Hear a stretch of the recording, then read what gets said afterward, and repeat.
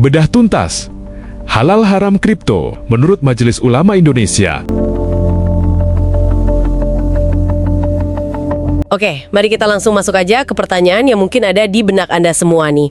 Terutama kalau Anda aktif di dunia investasi atau ya sekedar ngikutin berita cryptocurrency. Betul. Di mana-mana kita dengar soal potensi untungnya yang luar biasa, teknologinya canggih, tapi ada satu pertanyaan besar banget yang menggantung di Indonesia. Dari kacamata hukum Islam, ini sebenarnya boleh atau enggak? Dan ini bukan sekedar pertanyaan iya atau tidak kan? Ini menyangkut fatwa resmi dari Majelis Ulama Indonesia, MUI, yang dampaknya itu bisa ke jutaan orang. Jelas. Nah, untuk Anda, kami sudah kumpulkan bahan-bahannya. Ada dokumen fatwa resmi dari Ijtima Ulama, MUI, terus ada artikel jurnal yang membedah metodenya, sampai skripsi yang melihatnya dari tujuan hukum Islam. Lengkap ya? Jadi misi kita hari ini tuh bukan cuma ngasih tahu hasilnya apa, tapi ngajak Anda masuk ke ibaratnya ruang mesin dari fatwa ini, buat bongkar. Kenapa sih keputusan itu diambil? Saya suka istilah ruang mesin itu. Jadi kita lihat logikanya ya. Rencananya begini. Pertama, kita samain dulu persepsi apa itu cryptocurrency menurut sumber-sumber ini. Uang atau barang? Karena ternyata perdebatan ini krusial banget.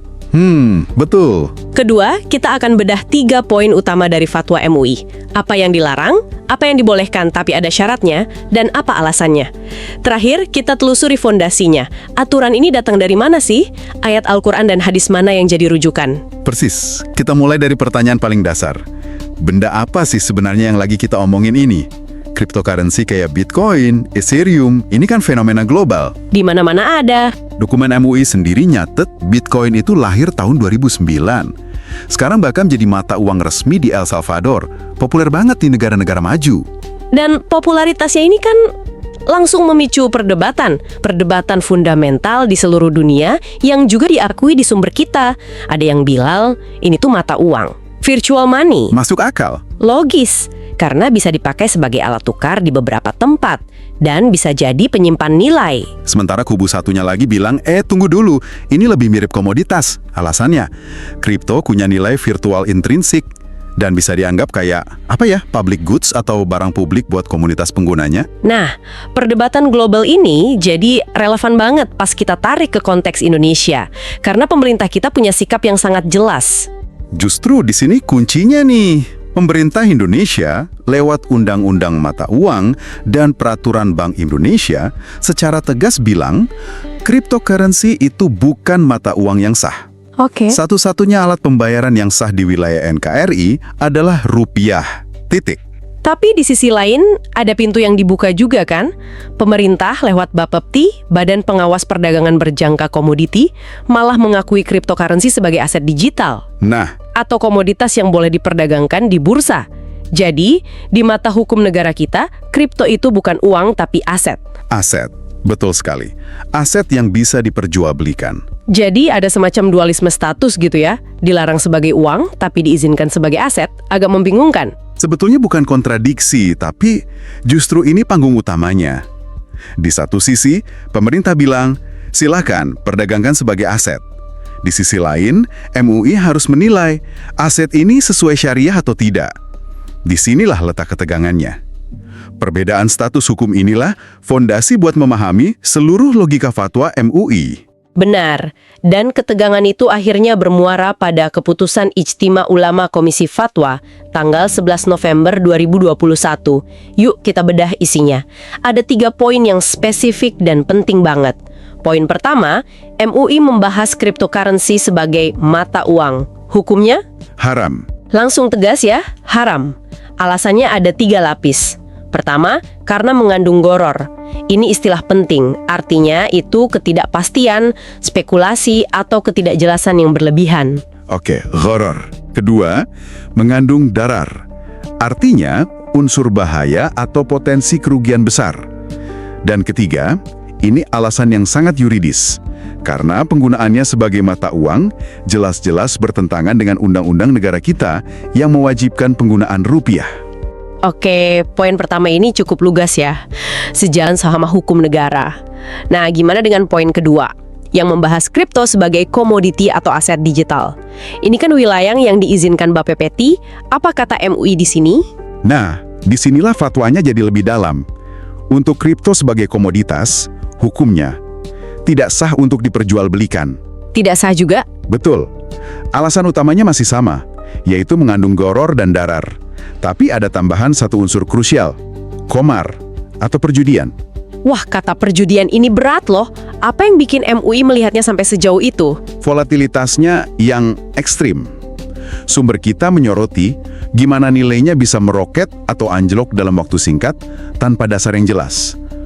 Fluktuasi liar inilah yang menurut MUI, lebih mirip untung-untungan di meja judi daripada investasi di aset real. Tapi ada alasan lain yang lebih teknis dan menurut saya jauh lebih fundamental dari sudut pandang fikih. Apa itu? MUI menyatakan cryptocurrency pada umumnya tidak memenuhi syarat sebagai sil'ah. Sil'ah? Iya, sil'ah. Atau komoditas yang sah diperjualbelikan menurut syariat. Oke, ini istilah baru nih. Apa aja syaratnya biar bisa disebut sil'ah? Nah, ini bagian yang fundamental banget dalam hukum dagang Islam. Coba deh Anda bayangin lagi di pasar tradisional. Biar jual beli sah, ada syarat-syarat dasarnya. Pertama, barangnya harus ada wujud fisiknya. Bisa dilihat, bisa disentuh. Betul. Kedua, barang itu punya nilai. Ketiga, jumlahnya jelas. Keempat, itu milik si penjual. Dan kelima, yang penting, barangnya bisa diserah terimakan ke Anda saat itu juga. Nah, MUI lihat kripto dan nanya, ini memenuhi semua syarat ini nggak? Dan jawabannya? Tidak. Terutama di poin pertama ya, soal wujud fisik. Susah banget ngebayangin wujud fisik dari sesuatu yang murni kode digital. Rasanya kayak ada benturan konsep dari, abad pertengahan dengan teknologi abad ke-21. Tepat, dan inilah salah satu ganjalan utamanya. Konsep kepemilikan dan serat terimanya pun dianggap abstrak gitu. Jadi dari kacamata fikih klasik, kripto ini barang yang aneh dan nggak memenuhi kriteria. Oke, ini kedengarannya final banget. Haram sebagai mata uang, tidak sah sebagai aset. Kayaknya nggak ada ruang gerak sama sekali. Tapi, dari sumber yang kita bedah, saya nemu sesuatu yang paling mengejutkan. Ternyata, ada semacam pintu belakang yang dibiarin terbuka sama MUI. Nah, Anda menangkap poin yang paling krusial. Ini bukan akhir dari cerita. Poin ketiga dari fatwa ini adalah sebuah pengecualian yang sangat-sangat penting. Oh ya? Fatwa ini bilang, perdagangan aset kripto bisa menjadi sah, tapi dengan serangkaian syarat yang sangat ketat. Tunggu. Ini menarik. Setelah dibilang tidak sah karena nggak ada wujud fisik dan terlalu spekulatif, kok sekarang bisa jadi sah? Apa yang bisa mengubah statusnya sedrastis itu? Jikanya ini apa? Semacam formula ajaib? Formulanya jelas dan logis kok. Ada 4 syarat utama biar aset kripto bisa dianggap halal. Pertama, ia harus memenuhi syarat sebagai silah. Mungkin dengan interpretasi modern tentang wujud dan serah terima digital ya. Oke. Kedua, dan ini yang paling penting, dia harus punya underlying, yaitu aset dasar yang real sebagai sandarannya. Misalnya didukung sama emas, properti, atau proyek bisnis yang nyata. Jadi nggak ngawang-ngawang di dunia maya aja ya, ada kaitannya dengan ekonomi real. Tepat. Syarat ketiga, harus punya manfaat yang jelas dan terukur. Bukan cuma buat spekulasi. Dan terakhir, tentu saja, proses perdagangannya harus bebas dari unsur terlarang yang sudah kita bahas, gharor, doror, dan qimar. Wow. Jadi, pada dasarnya MUI itu bukan nolak teknologi aset digitalnya, tapi nolak model aset digital yang spekulatif dan tanpa jangkar di dunia nyata. Jadi ini bukan penolakan total, tapi lebih ke sebuah tantangan buat para inovator untuk menciptakan aset digital yang sesuai prinsip syariah. Sebuah kerangka untuk masa depan. Nah, sekarang kita udah tahu apa keputusannya. Saya jadi penasaran, dari mana semua aturan ini datang? Fatwa ini kan nggak muncul begitu aja. Tentu tidak. MUI pakai metodologi penetapan hukum yang sistematis, namanya istinbat, yang akarnya kuat di sumber-sumber utama hukum Islam. Mari kita lihat landasannya. Pertama, dari Al-Quran. Oke. Fatwa ini merujuk ke beberapa ayat, misalnya surat Al-Baqarah ayat 188 dan An-Nisa ayat 29. Inti dari kedua ayat ini sama, larangan untuk memperoleh atau memakan harta orang lain dengan cara yang batil atau tidak benar. Dan cara yang batil ini ditafsirkan sebagai transaksi yang penuh ketidakpastian atau gharar itu tadi. Persis. Sifat spekulatif kripto dianggap sebagai cara memperoleh kekayaan yang nggak adil dan nggak transparan. Selain itu, ada juga rujukan ke surat Al-Maidah ayat 90 yang secara eksplisit melarang maisir atau perjudian. Ah, iya. Seperti yang kita bahas tadi kan, fluktuasi harga yang liar itu dinilai punya elemen untung-untungan yang kuat, mirip judi. Saya kira alasannya bakal teknis banget soal teknologi blockchain, tapi ternyata akarnya sangat fundamental dan klasik ya. Larangan ambil harta orang lain secara nggak benar, dan larangan berjudi. Ini kan prinsip dasar banget. Bener. Dan ini diperkuat lagi sama pilar argumen kedua, Al-Hadis. Ada satu hadis riwayat Imam Muslim yang jadi landasan utama. Hadis yang secara lugas melarang jual beli yang mengandung gharar atau ketidakjelasan. Ini argumen pamungkas MUI melawan sifat spekulatif kripto. Di sumber kita juga disinggung soal azas saling rela. Bukannya transaksi kripto itu didasari kerelaan penjual dan pembeli? Nah, itu pertanyaan bagus. MUI berpandangan kerelaan aja itu nggak cukup kalau objek transaksinya cacat secara syariah. Ketika unsur ketidakpastiannya terlalu dominan, asas kerelaan itu sendiri bisa dianggap rusak. Anda mungkin rela, tapi Anda nggak sepenuhnya sadar resiko yang Anda ambil. Karena informasinya nggak simetris dan masa depannya nggak terprediksi. Kerelaan itu harus didasari oleh pengetahuan yang cukup. Masuk akal. Lalu gimana dengan rujukan ke pendapat ulama klasik? Bagaimana MUI menghubungkan masalah abad ke-21 ini dengan pemikiran dari berabad-abad yang lalu? Ini menunjukkan betapa tradisi intelektual Islam itu dinamis. Fatwa ini misalnya merujuk pada pendapat Imam Al-Ghazali dari abad ke-12. Al-Ghazali bilang, sebuah transaksi baru sah kalau disahkan oleh otoritas, yaitu pemerintah atau mufti. Oh, oke. Pendapat ini dipakai buat memperkuat argumen bahwa transaksi kripto sebagai mata uang itu haram, karena, yaitu, bertentangan dengan hukum negara, UU Mata Uang dan PBI. Jadi ada kaitan antara ketaatan pada syariah dengan ketaatan pada hukum positif negara, ya, selama nggak bertentangan. Betul. Lalu ada juga rujukan ke Ibnu Hajar Al-Haytami yang intinya bilang, jual beli itu boleh, asal aturannya jelas dan bebas dari penipuan. Ini lagi-lagi kembali ke argumen inti anti-horar. Jadi bisa Anda lihat ya, fatwa ini dibangun di atas fondasi yang sangat berlapis. Al-Quran, hadis, dan ijtihad para ulama terdahulu. Ini bukan keputusan sembarangan. Oke. Mari kita tarik mundur sedikit buat lihat gambaran besarnya. Kenapa semua ini penting untuk Anda? Jelas ini bukan sekedar perdebatan teoretis. Fatwa ini lahir dari kekhawatiran yang sangat nyata. Apa aja sih resiko-resiko yang diidentifikasi MUI di sumber-sumber kita? Sumber-sumber itu merangkum beberapa resiko utama yang sangat praktis. Pertama, penggunaan kripto secara masif sebagai alat tukar dianggap bisa mengancam kedaulatan rupiah. Itu yang pertama. Kedua, sifatnya yang bisa anonim membuatnya rawan disalahgunakan buat aktivitas ilegal, kayak pencucian uang atau pendanaan terorisme. Itu resiko yang sering kita dengar di berita sih. Apalagi? Ketiga, waktu fatwa ini dibuat, belum ada regulator negara yang benar-benar mengawasi secara penuh.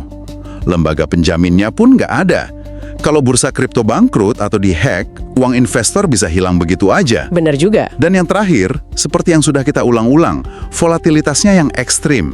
Ini sangat berpotensi merugikan masyarakat luas, terutama investor retail yang mungkin cuma ikut-ikutan karena FOMO tanpa paham risikonya. Konsep Garar ini jadi relevan sekali ya. Bukan cuma di kripto, tapi di banyak tren investasi cepat kaya yang kita lihat di media sosial. Orang-orang ikut-ikutan tanpa benar-benar tahu apa yang mereka beli. Tinggi lagi, semua kekhawatiran ini bermuara pada salah satu tujuan utama hukum Islam, yang dikenal sebagai Maqasid Asy-Syariah. Oke. Inti dari hukum Islam itu kan untuk mendatangkan kemaslahatan dan menolak kerusakan. Nah, salah satu dari 5 tujuan pokoknya adalah hifz al-mal, perlindungan terhadap harta. Jadi fatwa MUI ini pada dasarnya adalah implementasi dari prinsip perlindungan harta itu. Tepat sekali. Ini bukan tentang anti teknologi, tapi pro perlindungan. Dengan melarang cryptocurrency yang sangat spekulatif dan tanpa dasar, tujuannya ia untuk melindungi kekayaan masyarakat dari resiko kerugian katastrofik, kerugian yang disebabkan oleh gharar, darar, dan qimar tadi. Ini sebuah kerangka manajemen risiko dari perspektif syariah. Berdasarkan semua pertimbangan itu, MUI lantas ngasih rekomendasi kan? Iya, ada 2 rekomendasi penting. Pertama, kepada masyarakat, supaya lebih hati-hati dalam bertransaksi dan gak gampang tergiur. Kedua, kepada pemerintah, supaya segera membuat regulasi yang komprehensif untuk melindungi warga negaranya.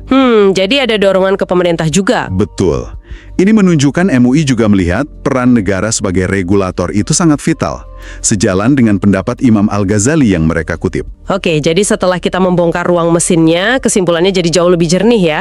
Keputusan MUI itu tegas, kriptokurensi hukumnya haram kalau dipakai sebagai mata uang. Haram. Dan sebagai aset digital untuk diperdagangkan, pada umumnya hukumnya tidak sah, karena penuh dengan unsur ketidakpastian, gharar, bahaya darar, dan perjudian, Kimar. Namun, dan ini namun yang sangat besar, ada pengecualian yang harus selalu kita ingat. Pintu itu nggak tertutup rapat. Nah, ini poin kuncinya. Jika di masa depan muncul sebuah aset digital yang punya jaminan aset real atau underlying, manfaatnya jelas dan transaksinya transparan serta adil, maka perdagangannya bisa menjadi sah menurut kerangka fatwa ini. Fondasi dari semua ini adalah prinsip dasar dalam ekonomi Islam, yaitu untuk memastikan adanya kejelasan, keadilan, dan yang terpenting, perlindungan terhadap harta atau hifzul mal. Anda merangkumnya dengan sempurna, dan ini membawa kita pada sebuah pemikiran penutup untuk Anda renungkan. Silakan. Fatwa ini, dengan pengecualian yang disediakannya itu, secara tidak langsung justru membuka jalan bagi inovasi keuangan digital yang sejalan dengan prinsip syariah. Pada saat yang sama, kita tahu banyak bank sentral di dunia, termasuk Bank Indonesia, lagi serius menjejaki Central Bank Digital Currency atau CBDC. Nah, ini dia pertanyaannya untuk Anda bawa pulang. Mungkinkah sebuah rupiah digital di masa depan yang dijamin penuh oleh negara dan punya sandaran ekonomi yang jelas menjadi bentuk aset kripto yang sepenuhnya sejalan dengan prinsip-prinsip yang digariskan dalam fatwa MUI ini? Dan jika iya, bagaimana hal itu akan mengubah cara Anda berinteraksi dengan uang setiap hari?